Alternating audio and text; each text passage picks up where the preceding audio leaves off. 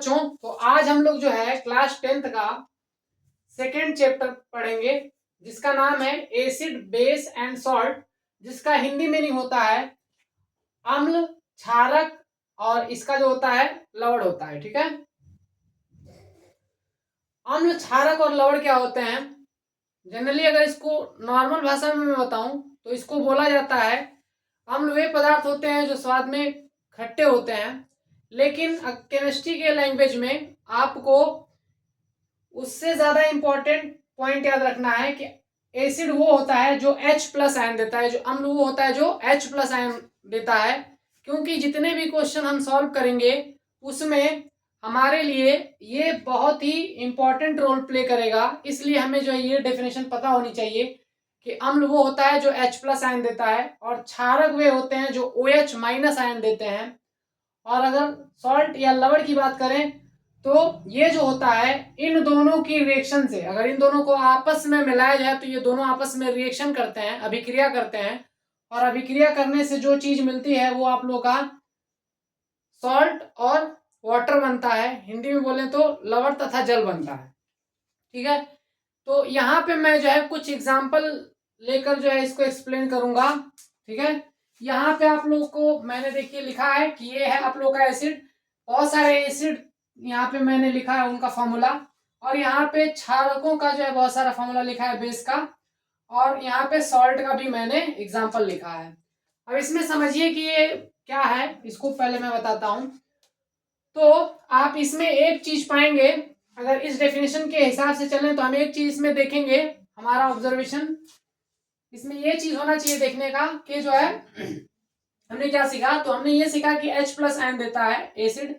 तो अगर आप ध्यान देंगे तो इसमें जितने भी कंपाउंड हैं सब में आप लोग का H जो है आगे देखने को मिलेगा सिवाय इसके। ठीक है, तो ये जो है आइडेंटिफिकेशन के लिए बहुत ही इंपॉर्टेंट रोल प्ले करता है। अगर आप देखेंगे तो आप देखते ही बता देंगे किसी भी कंपाउंड को कि वो एसिड है कि नहीं। अब इसमें बहुत से लोगों को ये डाउट हो सकता है कि इस H का जो है आगे होने से क्या जो है मतलब है, तो इसका मतलब बता देता हूं आपको। मैंने पहले चैप्टर में बताया था कि किसी भी केमिकल फॉर्मूला को लिखने के लिए एक रूल होता है। वो रूल क्या है कि पॉजिटिव आयन को या धनायन को जो है जो पॉजिटिव शो करता है उसको पहले रखा जाता है। इस तो अगर इस डेफिनेशन के हिसाब से चलें तो हमको पता चल जाएगा कि H+ वही देगा जो आगे रखा गया होगा। देखिए यहाँ पे जितने भी H+ हैं, जितने भी H हैं, ये सब के सब H+ दे सकते हैं। इस वजह से जो है ये सब के सब एसिड कहलाएंगे। इस वाले केस में ये आप लोग का ये H+ होता है, ये आप लोग का कार्बनिक यौगिक है। ठीक है, इसको आप लोग को स्पेशली याद रखना होता है। इसमें ये वाला ग्रुप जब भी दिखे तो आपको समझना है कि इसमें H+ पीछे होगा। अब बात करते हैं कि जो है बेस में क्या बोला गया है कि आप लोग का OH- आयन देता है। तो जो है आप लोग के पहले चैप्टर में मैंने ये चीज बताया है कि जो आप लोग का जैसे प्लस को आगे लिखा जाता है, पॉजिटिव आयन को जैसे आगे लिखा जाता है, वैसे ही नेगेटिव आयन को पीछे लिखा जाता है। तो यहाँ पे आप देखेंगे हर जगह पे आप लोगों को OH दिखेगा। इसके नंबर पे मत फोकस कीजिएगा, आप इसके नंबर पे नहीं देखेंगे, सिर्फ आप ये देखिए कि यहाँ पे पीछे OH है या नहीं। तो सभी में OH आप लोगों को दिख रहा होगा।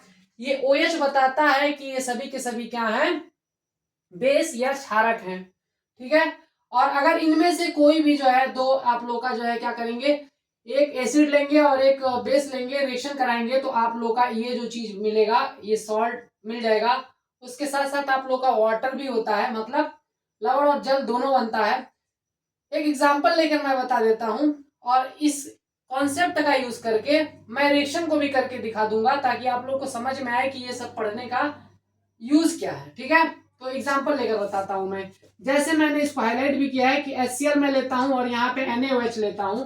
अगर इन दोनों को मैं आपस में मिलाऊं तो क्या होगा कि मैं देखता हूं कि इनका जो है ना आयन जो होता है, इसको आप लिख सकते हैं इस डेफिनेशन के अकॉर्डिंग कि इस पर H पर लिख सकते हैं प्लस, और Cl पर क्या लिख सकते हैं माइनस। इस पर लिख सकते हैं प्लस और इस पर लिख सकते हैं माइनस। अब ये करने से होता क्या है, इसको आप बहुत ही इजीली इस रिएक्शन को परफॉर्म कर पाएंगे। रिएक्शन को कराने के लिए आपका होता क्या है, आयन एक्सचेंज होता है, डबल डिस्प्लेसमेंट रिएक्शन पहले चैप्टर में आपको बताया जाता है कि आयन का जो आप लोगों के जो आयन होते हैं वो क्या करते हैं, एक्सचेंज होते हैं। ये वाले कंपाउंड का आयन इससे अटैच होता है। देखिए होता कैसे है, ये पॉजिटिव आयन ये नेगेटिव आयन से रिएक्शन करता है, इससे जाके जुड़ जाता है, और ये इससे जाके जुड़ता है, और फाइनल आपको प्रोडक्ट मिलता है। तो होता क्या है इसमें, ये Na जो है आप आगे लिखेंगे, ठीक है, Na+, और इस Cl- को पीछे लिखेंगे। ऐसा मैं क्यों कर रहा हूं, तो अभी मैंने कॉन्सेप्ट बताया कि प्लस वाले को आपको आगे लिखना है, लिख दिया, माइनस वाले को पीछे लिखना है। और अगर इसको और अच्छे से समझना चाहते हैं तो मेरी पिछली वीडियो को देखिए, ये रिएक्शन भी आपको समझ में आएगा। केमिकल फॉर्मूला फॉर्म करने के लिए मैंने एक वीडियो बनाया है, उसमें ये चीज मैंने अच्छे से एक्सप्लेन किया है। उसी तरीके से अगर इसकी बात करें तो इसको हम क्या लिख सकते हैं, प्लस वाले को आगे लिखेंगे H+ को, OH- को हम पीछे लिखेंगे। ये प्लस माइनस क्या है, ये बताता है कि आप लोगों को प्लस वाले को आगे रखना है, माइनस वाले को पीछे रखना है। फाइनली इसको हम क्या लिख सकते हैं, यहाँ पे देखिए 2H है, तो हम जो है इसको लिखते कैसे हैं, ये वाली चीज को मैं नीचे लिखकर बता रहा हूं। इसमें 2H है तो एक H लिखा जाता है, इसके नीचे 2 लगाया जाता है, और ये O को लिख देंगे, तो आपको पता चलेगा कि ये जो है आप लोग का वाटर का फॉर्मूला है या पानी का फॉर्मूला है। तो देखिए यहां से ये चीज मिल गई, तो ये चीज भी यहाँ पे प्रूफ होती है कि आप लोग का एसिड है, उसको बेस से रिएक्शन कराएंगे तो आपका सॉल्ट बनता है। अब सॉल्ट भी कई टाइप्स के होते हैं, तो उसको मैं अगले वीडियो में बताऊंगा। मुझे उम्मीद है कि ये वीडियो आपको अच्छा लगा होगा, और अगर आप जुड़े रहते हैं तो आपको जो है इस चैप्टर से रिलेटेड बहुत सारे जो डाउट्स होंगे वो क्लियर हो जाएंगे, और आपको जो है बहुत ही आसानी से इस चैप्टर में क्वेश्चन सॉल्व होगा। Thank you guys.